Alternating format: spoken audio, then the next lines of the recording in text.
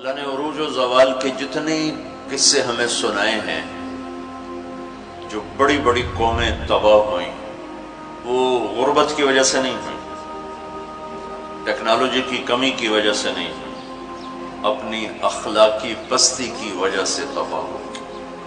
الم تر کیف فعل ربک بعاد ارم ذات العماد التي لم يخلق مثلها في البلاد، یہ ایک قوم۔ وثمود الذين جابوا الصخر بالواد، یہ ایک دوسری قوم۔ وفرعون ذی الاوتاد، یہ ایک تیسری قوم۔ اللہ تعالیٰ کہہ رہے ذرا دھیان سے میری بات بھی سنو اور غور بھی کرو کہ تمہارے رب نے قوم عاد کے ساتھ کیا کیا، جن جیسا تیرے اللہ نے بنایا ہی نہیں تھا۔ وہ دنیا میں اتنا طاقتور انسان اللہ نے نہیں پیدا کیا، جن کی اوسط، ہماری اوسط عمر 40 ہے، ان کی اوسط عمر تھی 300 سال، 300 سال، 600-500 سال وہ زندہ رہتے تھے، بوڑھے نہیں ہوتے تھے، بیمار نہیں ہوتے تھے، بال نہیں سفید ہوتے، یوں درخت کو پکڑ کے اکھاڑ دیتے تھے، ہاتھ سے پکڑ کے اکھاڑ دیتے تھے۔ اتنی طاقت اللہ تعالیٰ نے ان کو عطا فرمائی۔ اللہ تعالیٰ فرماتے ہیں یہ کیوں ہلاک ہو گئے؟ سخر علیہم 7 لیال وثمانیة ایام حسوما فترى القوم فيها سرعا كأنهم أعجاز نخل خاوية فهل ترى لهم من باقية۔ ایک اور آیت میں نے ساتھ شامل کی کہ اللہ تعالیٰ فرماتے ہیں وہ نافرمان ہوئے، ان میں طاقت کی کمی نہیں تھی، نافرمان ہوئے، سرکش ہوئے، آوارہ ہو گئے، اللہ کو بھی للکارا اور انسانی اخلاق کا دامن بھی تار تار کیا۔ تو اللہ نے کہا میں نے ان پر ایک ہوا چھوڑی، وہ کہتے تھے من اشد منا قوة، کوئی ہم سے طاقتور ہے تو اس سے ہمیں ڈراؤ۔ ان کے نبی تھے ہود علیہ السلام، وہ کہتے کوئی ہم سے طاقتور ہے تو ڈراؤ، ہمیں کس سے ڈراتے؟ من اشد منا قوة، کوئی ہے ہم سے زیادہ طاقتور؟ تو اللہ نے جواب دیا اولم يروا ان الذي خلقهم هو اشد منهم قوة وكانوا بآياتنا يجحدون۔ میرے نبی ہود آبی نے بتائیں کہ جس اللہ نے تمہیں نطفے سے اتنا بڑا انسان بنایا ہے نا، وہ تم سے زیادہ طاقتور ہے۔ اللہ تو نظر نہیں آ رہا، لہٰذا وہ کہتے ہو ہے ہی کوئی نہیں، ساڑھے جائے ہے ہی کوئی نہیں، کوئی دکھاؤ۔ جب وہ اکڑتے ہی گئے تو اللہ نے ایک ہوا چھوڑ دی۔ 7 لیال و8 ایام، 7 راتیں اور 8 دن، اور اس کائنات کی سب سے طاقتور مخلوق ہوا ہے، سب سے طاقتور۔ جب اللہ تعالیٰ نے زمین پیدا کی تو یہ امبیلنس تھی، تو اللہ تعالیٰ نے پہاڑ گاڑے تو بیلنس ہو گئی۔ فرشتوں نے کہا یا اللہ پہاڑ سے کوئی طاقتور مخلوق ہے؟ تو اللہ نے کہا لوہا، کاٹ دیتے۔ تو فرشتوں نے پوچھا یا اللہ لوہے سے طاقتور کوئی مخلوق ہے؟ تو اللہ نے فرمایا آگ ہے جو اسے پگھلا دیتی۔ تو فرشتوں نے پوچھا یا اللہ آگ سے طاقتور کوئی مخلوق ہے؟ تو اللہ نے فرمایا پانی جو اسے بجھا دیتا ہے۔ فرشتوں نے پوچھا یا اللہ پانی سے طاقتور کوئی مخلوق ہے؟ تو اللہ نے فرمایا ہوا ہے جو اسے بخارات بنا کے اڑا دیتی۔ تو ہوا اس کائنات کی اللہ نے سب سے طاقتور مخلوق بتائی ہے۔ اب عجب بات بتاؤں، فرشتوں نے پوچھا یا اللہ ہوا سے بھی طاقتور کوئی چیز ہے؟ آپ حیران ہو گئے سن اپنے نبی کی بات۔ تو یا اللہ ہوا سے بھی طاقتور کوئی مخلوق ہے؟ اس کائنات میں ہوا سب سے طاقتور چیز۔ اللہ نے کہا میرے بندے کا میرے نام پہ ایسے خرچ کرنا کہ کسی کو پتہ نہ چلے کہ اس نے خرچ کیا، ایسے دے کہ کسی کو پتہ ہی نہ چلے، تو اللہ نے کہا کہ یہ میرے بندے کا میرے نام پہ خرچ کرنا یہ اتنا طاقتور عمل ہے کہ ہوا بھی اس کے آگے جھک جاتی ہے، چونکہ یہ عمل میرے غصے کو بجھا دیتا، میرے غصے کو ٹھنڈا کر دیتا۔ اللہ کے غصے کو ٹھنڈا کرنے والی چیز اللہ کے نام پہ خرچ کرنا۔ مسلمان کنجوس نہیں ہوتا، بخیل نہیں ہوتا۔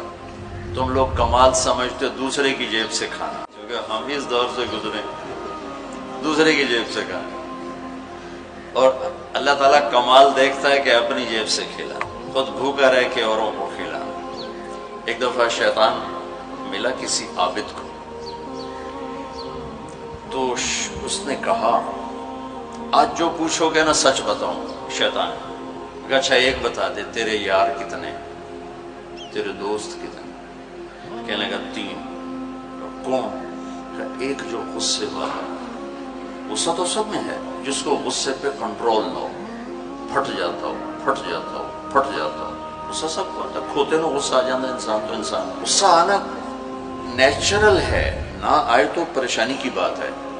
غصے کو پینا نہیں، برداشت نہ کرنا، اس سے معاشرہ ٹوٹتا ہے. تو اس نے کہا غصے والا بڑا اچھا میرا یار ہے پکا. دوسرا نشہ کرنے والا، شراب پینے والا میرا بڑا گھاٹا یار ہے. اور تیسرا بخیل کنجوس میرا بڑا یار ہے. اور اگلی عجیب بات بتاؤں کہ اگر بدقسمتی سے یہ تینوں باتیں کسی میں اکٹھی ہو جائیں کہ وہ کمبخت غصہ بھی میں بھی پھٹتا ہو، شراب بھی پیتا ہو، بخیل بھی ہو، شیطان اس کا مرید ہوتا ہے اور وہ پیر ہوتا ہے، وہ ایسی خطرناک بلا بن جاتا ہے. مسلمان کا صدقہ عادت ڈالو بچوں، خرچ کرنے کی عادت ڈالو. سخی کا کبھی ہاتھ تنگ نہیں ہوگا، اللہ اس کو اپنے خزانوں سے دیکھا. لیکن آج کل ماں باپ سکھاتے ہیں گنجائش کرو گنجائش کرو، جمع کرو جمع کرو، کجیاں میں پیسے ڈالو. اور تم اللہ کے نام پہ لگانا سیکھو، اللہ تمہیں وہاں سے دے گا جہاں سے وہم و گمان بھی نہیں. انفق ولا تخش من ذی العرش اقلالا، خرچ کر اور عرش والے سے تنگی کا ڈر نہ کر. اس مراد فضول خرچی نہیں، اللہ کے بندوں پہ خرچ کرنا، ضرورت مندوں پہ خرچ کرنا. تو اللہ کے نام پہ صدقہ اس کائنات کی سب سے طاقتور چیز، جو کہ ہوا کو بھی سے اوپر اللہ نے بیان کیا، اور اللہ نے کہا یہ تیرے رب کے غصے کو بجھا ٹھنڈا کر دیتا. اللہ نے ہوا چھوڑی اور اس قوم کو تہس نہس کر دیا. ان کے قد ہوتے تھے 50 فٹ 60 فٹ 40 فٹ کے قد ہوتے تھے. تو ہوا نے ان کو ایسے اٹھایا، بگولا چلتا رہا ایسے ہی. تو آپس میں ان کے سر ٹکراتے تھے، ٹھا ٹھا ٹھا ٹھا ٹھا ٹھا، یہاں تک ان کی کھوپڑیاں پھٹ گئیں، ان کے دماغ نکل گئے. پھر پٹک کے زمین پر مارا، دھڑ الگ ہو گئے، سر الگ ہو گئے. اس کے پیچھے تباہی کی وجہ نہ پیسے کی کمی نہ ٹیکنالوجی کی کمی اس دور کی. وَثَمُودَ الَّذِينَ جَابُوا الصَّخْرَ بِالْوَادِ. پھر اللہ نے کہا ایک اور قوم آئی جنہیں پتہ چلا کہ ہود علیہ السلام کی قوم پر ہوا چلی تھی، لہذا ہم کیا کریں گے، پہاڑوں میں گھر بنائیں گے. تو وہ سعودی عرب میں وہ علاقہ میں نے دیکھا ہے جہاں انہوں نے پہاڑ کھود کے گھر بنائے. پہاڑ کھود کے اندر پورا پہاڑ کھودا ہوا، بیچ میں گھر. وہاں کہ یہاں تو ہوا آ نہیں سکتی، ہوا پہاڑ کو کہاں سے اٹھائی، لہذا وہ مستی میں آ گئی. وَثَمُودَ الَّذِينَ جَابُوا الصَّخْرَ بِالْوَادِ. پھر وہ للکارنے لگے، لیا ہوا لیا ہوا.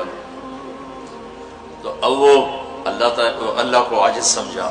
تو اللہ نے کیا کیا، فانظر کیف کان عاقبۃ مکرہم انا دمرناہم وقومہم اجمعین فتلک بیوتہم خاویۃ بما ظلموا ان فی ذلک لآیۃ لقوم یعلمون وانجینا الذین آمنوا وکانوا یتقون. کیا کیا اللہ تعالیٰ نے، ایک فرشتہ بھیجا جس نے اگر ایک چیخ ماری، آواز بہت طاقت ہے، ساؤنڈ سے کتنی تباہیت. اس نے ایک چیخ ماری، ان کے کلیجے سب کے پھٹ گئے، چہرے ان کے نیلے پڑ گئے، اور وہ ایک دن میں سارے اللہ تعالیٰ نے مٹی کا ڈھیر بنایا، انہیں دفن کرنے والا کوئی نہ بچا. یہ کیسے تباہ ہوئے؟ ان کی تباہی کے پیچھے نہ ٹیکنالوجی کی کمی ہے نہ طاقت کی کمی. ایک تیسری قوم، وَفِرْعَوْنَ ذِي الْأَوْتَادِ. فرعون جو اس زمانے کا اتنا بڑا بادشاہ تھا کہ انسانی تاریخ میں صرف ایک انسان پیدا ہوا ہے جس نے کہا میں رب ہوں. یہ بات دنیا میں کسی نے نہیں کی. سجدہ تو مسلمان بادشاہ بھی کرواتے تھے، یہ مغلوں کو سجدے ہوتے تھے، یہ ہمارے مغلیہ بادشاہ تھے، اورنگزیب نے آ کر اسے ختم کیا. تو سجدے تو مسلمان بادشاہوں کو بھی ہوتے رہے اور کافروں کو بھی ہوتے رہے، لیکن میں ہی رب ہوں یہ بات ایک انسان نے کی، وہ ہے فرعون. فَقُلْ هَلْ لَكَ إِلَىٰ أَن تَزَكَّىٰ وَأَهْدِيَكَ إِلَىٰ رَبِّكَ فَتَخْشَىٰ فَأَرَاهُ الْآيَةَ الْكُبْرَىٰ فَكَذَّبَ وَعَصَىٰ ثُمَّ أَدْبَرَ يَسْعَىٰ فَحَشَرَ فَنَادَىٰ فَقَالَ أَنَا رَبُّكُمُ الْأَعْلَىٰ. اللہ اکبر. کہنے لگا میں سب سے بڑا رب ہوں. یہ صرف ایک انسان کا دعویٰ. کتنی اللہ نے اس کو طاقت بخشی. بچے ذبح ہو رہے ہیں، کوئی اف نہیں کر سکتا، اف نہیں کر سکتا، کوئی جلوس نہیں نکال سکتا۔ بچہ پیدا ہوتا ہے ذبح کیا جا رہا، پیدا ہوتا ہے ذبح، بچیاں چھوڑی جا رہی، بچے ذبح کیا، نقتل ابناءهم ونستحيي نساءهم وإنا فوقهم قاهرون، سارا قرآن سے آپ کو بتا رہا ہوں۔ تو وہ اس زمانے کی سب سے بڑی ٹیکنالوجی، سب سے بڑی طاقت، یہاں کیا زوال ہے؟ اخلاقی پستی۔ سمود میں کیا زوال ہے؟ اخلاقی پستی۔ عاد میں کیا زوال ہے؟ اخلاقی پستی۔ کسی قوم کا سب سے بڑا سرمایہ اس کے اخلاق ہوتے ہیں۔ ٹیکنالوجی ثانوی چیز ہے، سونے چاندی کی کانیں، تیل کے خزانے، یہ دوسرے نمبر کی چیز ہے۔ سب سے پہلا سرمایہ وہ آپ میری جو نسل ہو، وہ آپ کے عالی اخلاق، آپ کا اچھا کردار، آپ کی حیا والی زندگی، آپ کی کردار والی زندگی، یہ میرے ملک کا سب سے بڑا سرمایہ ہے۔ اگر میری نسل کے اخلاق بگڑ گئے، حیا کی چادر تار تار ہو گئی اور ناشگانہ زندگی میں داخل ہو گیا اور وہ ثقافت بن گئی، تہذیب بن گئی، تو اس قوم کے ہلاک ہونے کو کوئی نہیں بچا سکتا کہ آسمان والے کا فیصلہ اترتا ہے۔ جب آسمان والا فیصلہ کرتا ہے تو زمین کی ٹیکنالوجی اسے بچا نہیں سکتی۔ فرعون نے بھی کہا قومن فاتنا بما تعدنا ان کنت من الصادقین، نوح علیہ السلام کی قوم نے کہا نوح علیہ السلام سے، لاؤ کدھر ہے تیرے رب کا عذاب، فاتنا لے کے آؤ، کدھر ہے تیرے رب کا عذاب، انما یاتیکم بہ اللہ ان شاء وما انتم بمعجزین، اللہ جب لائے گا تو پھر تم کچھ کر نہیں سکو گے۔ ایک تندور سے پانی نکالا اور ساری نسل کو اللہ نے پانی میں بہا دیا، ساری نسل۔ تو میں آپ کے سامنے اپنی بات کو مدلل کر رہا ہوں قرآن پاک سے کہ قوموں کے زوال اور عروج کا تعلق ٹیکنالوجی سے تھوڑا ہے اور اخلاقیات سے زیادہ ہے۔ اخلاقی پستی کسی بھی قوم کے زوال کا سب سے بڑا سبب ہے، اخلاقی بلندی کسی بھی قوم کے عروج کا سب سے بڑا سبب ہے۔ فرعون نے بچے ذبح کیے، بچیوں کو چھوڑا، عبرت کا نشان بنا دیا لوگ۔ سولی سب سے پہلے اس نے ایجاد کی، اور پھر میرے رب نے فَأَخَذْنَاهُ وَجُنُودَهُ فَنَبَذْنَاهُمْ فِي الْيَمِّ، آگے سمندر، پیچھے فرعون، بیچ میں موسیٰ علیہ السلام کی قوم، تو کہنے لگے مروا دیا موسیٰ، مروا دیا، تو آگے سمندر پیچھے فرعون، اگے جاؤ تو پانی پچھو تو فرعون دا سوٹا ان کی دے جا گیا۔ تو موسیٰ علیہ السلام نے کہا کلا، ڈرو نہیں، ان معی ربی۔ آپ کو عجب تقابل کر کے دکھاؤں، موسیٰ علیہ السلام 40 سال رہے اپنے قوم کے ساتھ، 2 نبی، ایک موسیٰ ایک ہارون، اور اپنا سب کچھ قربان کیا۔ جب آگے سمندر دیکھا، پیچھے فرعون دیکھا، تو انہیں نہ موسیٰ یاد رہے نہ ہارون یاد رہے، انہیں اپنے پڑ گئے، انا لمدرکون، موسیٰ مروا دیتے سن، یا آپ ہمارے رسول ہیں، آپ ہمارے نبی، آپ کا کیا بنے گا، کوئی فکر نہیں، ہارون کا کیا، سانو اپنی پہ گئے، ان مروا دیا تو انہیں موسیٰ، تو انہوں نے کہا کلا ان معی ربی سیہدین، ہرگز نہیں، میرا اللہ میرے ساتھ ہے، مجھے راستہ دکھائے گا۔ لیکن کلا میں ایک اشارہ ہے کہ پھر تونوں مرنا ہی چاہیے، یا تونوں فرعون مارے یا تونوں پانی مارے، لیکن چونکہ میرا اللہ میرے ساتھ ہے تو انشاءاللہ مجھے راستہ ملے گا، تمہیں بھی مل جائے گا، میری تو فیض تمہیں بھی مل جائے گا۔ تو جب وہ بالکل قریب آ گیا تو اللہ نے کہا فضرب بعصاک البحر، لاٹھی مار۔ لاٹھی اللہ نے فرعون کے لشکر پہ نہیں مروائی، عجیب بات، کہ پانی پہ لاٹھی مار، بالکل عقل کے خلاف، پانی پہ لاٹھی مار۔ موسیٰ علیہ السلام نے یہ نہیں پوچھا یا اللہ اب پانی تے سوٹے مرن دا کی مطلب، فرعون دے سرج مروا، کہا نہیں ادھر مار۔ فانفلق البحر فکان کل فرق کالطود العظیم، میرے رب کی قدرت، ایک دم اس لاٹھی سے ٹھوٹے مارتا سمندر 12 راستوں میں تبدیل ہو گئی، اور سارا پانی ایسے سیمنٹ کی دیوار بن کے کھڑا ہو، ایسے کوئی جنبش نہیں، اور 12 قبیلے تھے، 12، تو ہر قبیلہ ایک راستے پہ پانی میں انٹر ہو گیا، بڑی بڑی دیواریں۔ اب ان کو پریشانی شروع ہو گئی کہ پتہ نہیں نال دیں کی حال ہے، تو اللہ تعالیٰ نے پانی کو ٹرانسپیرنٹ کر دیا، یا پہلے ہوتا ہے لیکن نظر نہیں آتا نا، تھک ہو، تو اللہ تعالیٰ نے دکھانا شروع کر دیا، تو وہ جا رہا ہے، وہ جا رہا ہے، وہ جا رہا ہے، سب جا رہے ہیں، جا رہے ہیں، جا رہے ہیں، سب پار نکل گئے، تو فرعون کنارے پر آ گیا، انٹر ہوا، اس کے ساتھ اس کا لشکر انٹر ہوا، تو اللہ نے پانی کو حکم دیا تو پانی دوبارہ حرکت میں آیا اور سارا لشکر اس کے اندر ڈوبا، غرق ہوا۔ کہنے لگے ہمیں اعتبار نہیں، دکھاؤ واقعی مر گیا ہے۔ پانی کی موج نے اٹھایا اور باہر پھینک دیا۔ موت کو دیکھ کے نبی بھول گیا 40 سال جنہوں نے محنت کی۔ ہمارے نبی ہجرت کے لیے گھر سے نکلے جمعہ کی رات 27 صفر، نبوت کا 14واں سال اور جمعہ کی رات تھی۔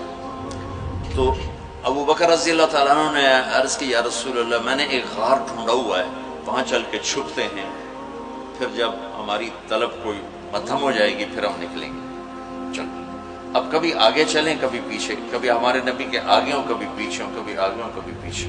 تو آپ نے فرمایا کہ ابو بکر یہ کیا کرو، کبھی آگے کبھی پیچھے، کبھی آگے کبھی پیچھے۔ تو کہنے لگے یا رسول اللہ اخاف الرصد فامشی امامک واخاف الطلب فامشی خلفک۔ یا رسول اللہ جب مجھے یہ خیال آتا ہے کہ آگے کوئی دشمن چھپا ہوا وار نہ کر دے تو میں آگے چلتا ہوں کہ وار میرے اوپر پڑے آپ پہ نہ پڑے، اور جب مجھے خیال آتا ہے کہ پیچھے سے آ کے حملہ نہ کر دے تو میں بھاگ کے پیچھے ہو جاتا ہوں کہ اگر کوئی وار کرے تو میرے اوپر آئے آپ پر نہ آئے۔ انا لمدرکون، ابو بکر کا عمل اور بنی اسرائیل کا عمل آپ فرق دیکھ رہے ہو۔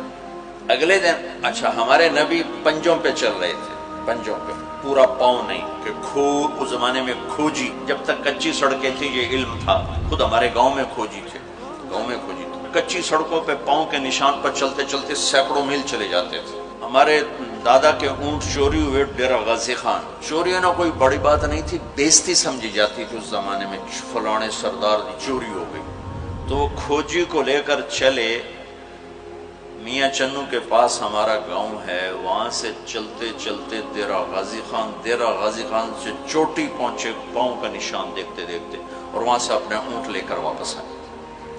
تو میرے نبی پنجوں پر چل رہے تھے کہ قدم کا نشان نہ پڑے، لہذا جب آپ پہاڑ کے قریب پہنچے، وہ یوں سیدھا پہاڑ ہے بالکل غار ثور ایسے، جب آپ چڑھنے لگے تو انگلیاں اتنی درد کرنے لگیں کہ آپ سے چڑھا نہیں گیا۔ تو ابو بکر رضی اللہ تعالیٰ عنہ نے آپ کو کمر پہ بٹھایا اور کمر پہ بٹھا کے اس پہاڑ کو اوپر لے کر، کبھی اللہ آپ کو لے جائے تو آپ دیکھنا کتنا وہ اوکھا پہاڑ ہے جس پر ابو بکر اوپر لے کر گئے۔ پھر آپ کو باہر بٹھایا، کہا آپ باہر بیٹھیں، خود اندر تشریف لے گئے۔ اندھیرا تھا تو ٹٹول کے سوراخ بند کرنے شروع کیے، روڑے پتھر اس سے۔ اب سوراخ باقی تھے اور روڑے ختم ہو گئے، تو اپنی پگڑی اتاری اور اس کو پھاڑ کے سوراخ بند کیے۔ پھر بھی سوراخ باقی تھے تو کرتا اتارا اور اس کو پھاڑ کے سوراخ بند کیے۔ پھر ایک سوراخ باقی رہ گیا، وہ جس میں سانپ تھا، اس کے اوپر اپنی ایڑی کو رکھ دی۔ پھر عرض کی یا رسول اللہ آپ تشریف لائیں۔ آپ کو اندھیرے میں پتہ نہیں چلا کہ ابو بکر کے نہ پگڑی ہے اور نہ کرتا ہے۔ جب تھوڑی روشنی ہوئی، صبح صادق ہوئی، روشنی ہوئی تو دیکھا ابو بکر کے نہ کرتا نہ پگڑی۔ تو آپ نے کہا ابو بکر تیرا کرتا تیری پگڑی؟ کہ یا رسول اللہ آپ یہ دیکھ رہے ہیں یہ سارے سوراخ تھے، مجھے خیال ہوا کوئی چیز آپ کو تکلیف نہ پہنچائے تو میں نے یہ سارے بند کر دیے۔ تو اس پر ایک دم میرے نبی کی آنکھیں بھر آئیں اور اب بے ساختہ روئے اور ہاتھ اٹھا کر رکھا یا اللہ میں ابو بکر سے راضی ہوں، تو بھی اس سے راضی ہو جا اور اسے جنت میں میرا ساتھی بنا تھا۔ تو فوراً جبریل آئے اور عرض کی یا رسول اللہ تعالیٰ فرما رہے ہیں کہ ہم ابو بکر سے راضی ہیں، وہ جنت میں آپ کا ساتھی بنانے کی بشارت دیتے ہیں۔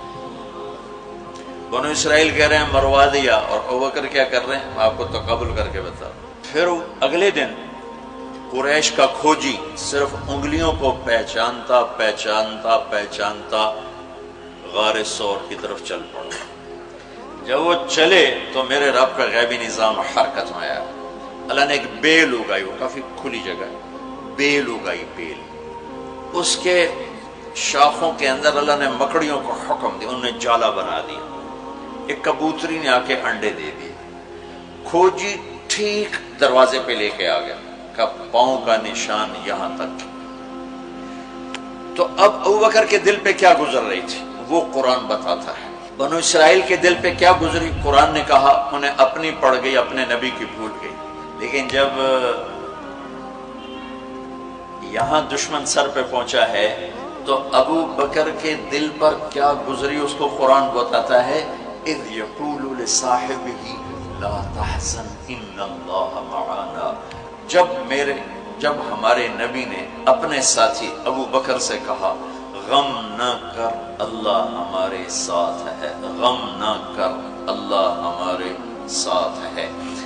یہ غم کا لفظ ہے، خوف کا لفظ نہیں، کہ ڈر نہیں، اللہ ہمارے ساتھ ہے۔ اگر قرآن کہتا لا تخف، ڈرو نہیں، اللہ ہمارے ساتھ ہے، تو ڈرو نہیں کا لفظ بتلاتا کہ ابو بکر کو اپنی پڑ گئی، یار میرا کی بڑھنا ہے۔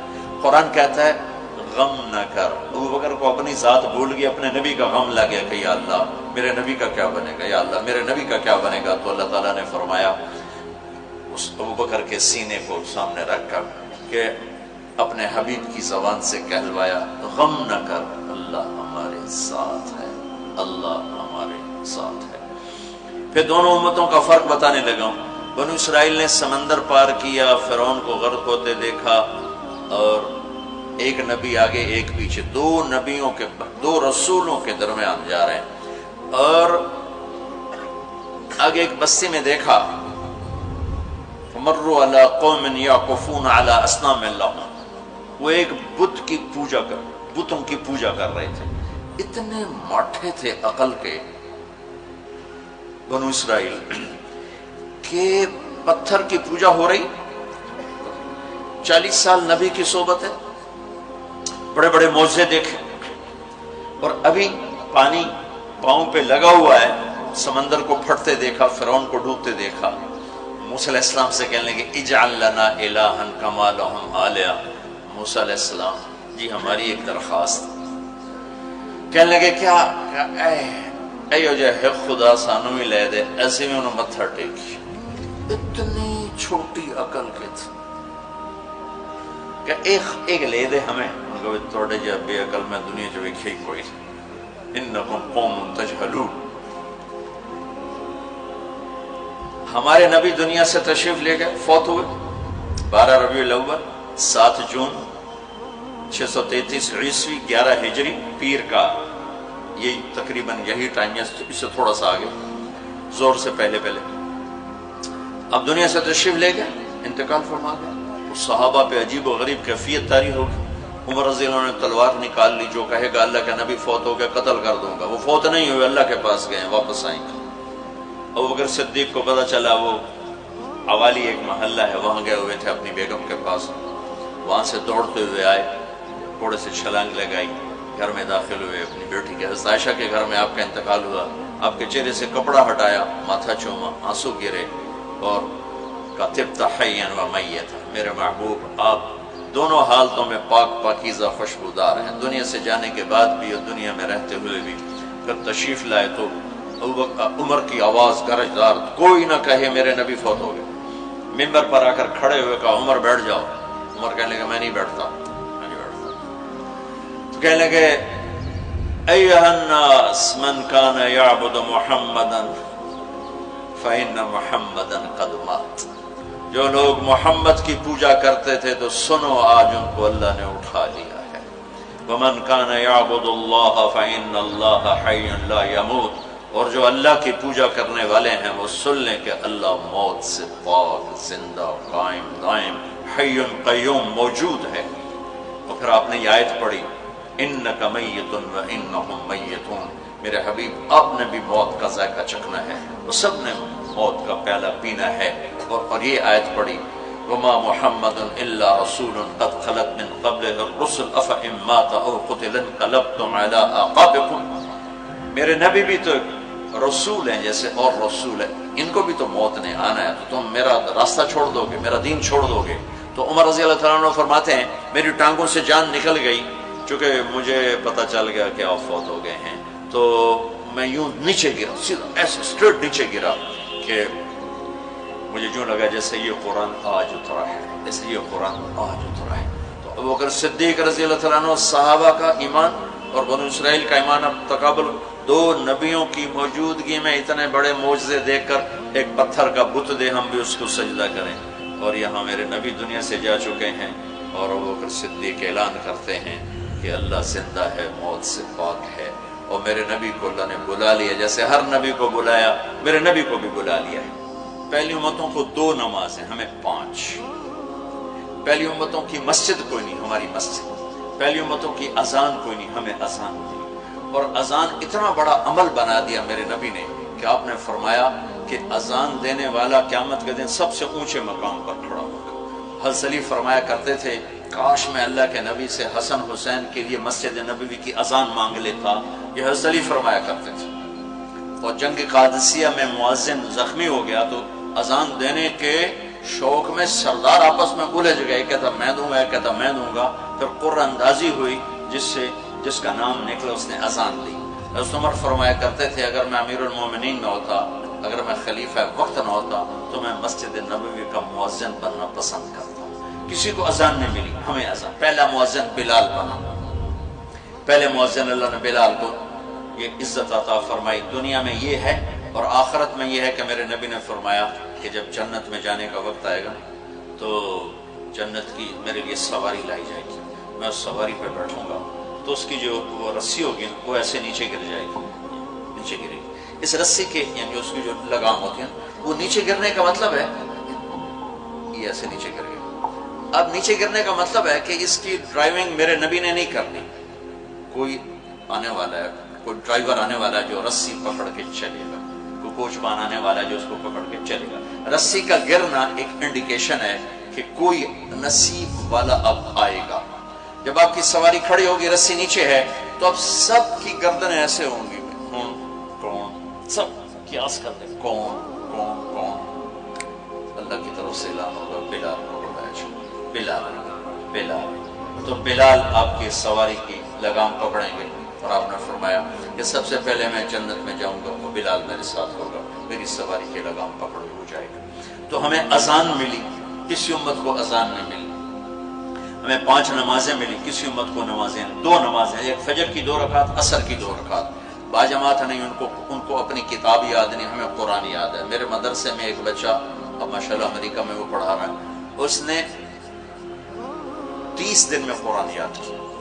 صبح یاد کرتا تھا، شام کو تراویح میں سناتا تھا۔ میرے مدرسے کا بچہ صبح بیٹھ کے مغرب تک پورا سپارہ یاد کر کے اور عشاء کو تراویح میں سنا دیتا تھا۔ اللہ نے میں ایسا قرآن دے دیا کہ 1 مہینے میں بھی یاد ہو جاتا ہے۔ 3 دن میں بھی ایک بزرگ نے یاد کیا، 3 دن میں قرآن یاد کیا۔ اللہ نے ہمیں قرآن کی دولت عطا فرمائی، پڑھنے کے لیے 5 نمازیں عطا فرمائی، تہجد کی نماز عطا فرمائی، اوابین کی نماز دی، اشراق کی نماز دی، چاشت کی نماز دی۔ نماز کے کتنے دروازے کھول دی۔ اور میرے نبی کی آخری نصیحت تھی میری امت نماز نہ چھوڑنا، نماز نہ چھوڑنا، نماز نہ چھوڑنا۔